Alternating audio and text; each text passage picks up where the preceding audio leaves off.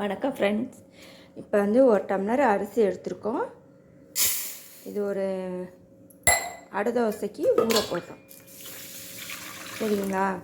நான் ஏற்கனவே சென்னா வைக்கலான்ட்டு சப்பாத்தி பண்ணுறதுக்கு வைக்கலான்ட்டு ஊற போட்டேன். அந்த சுண்டல் இருக்குது, இதையும் அரைச்சி ஒரு அடை தோசை ஒன்று பண்ண போகிறோம்.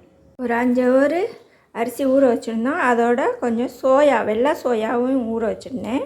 இட்லி அரிசி தான் இது. இட்லி அரிசி ஊறிடுச்சு. 3 காஷ்மீர் மிளகாத்தூள், 5 வரமிளகா, இஞ்சி பூண்டு உரித்து வச்சுருக்கேன், சீரகம், பெருஞ்சீரகம், தக்காளி ஒரு 4 தக்காளி, சுண்டல். இதுக்கு வெங்காயம் ஒரு 3 வெங்காயம் சாப் பண்ணி வச்சுருக்கிறேன், பச்சை மிளகாயும் போட்டு. அதுக்கு முருங்கைக்கீரை கொஞ்சம் உருவி வச்சுருக்கிறேன். இப்போ வந்து நம்ம அரைச்சிக்கலாம். இதெல்லாம் போட்டு இஞ்சி பூண்டு, மிளகா,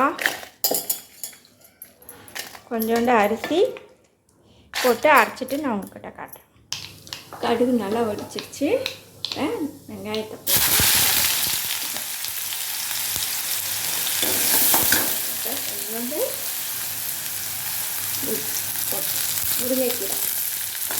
முருங்கைக்கீரை கொஞ்சம்.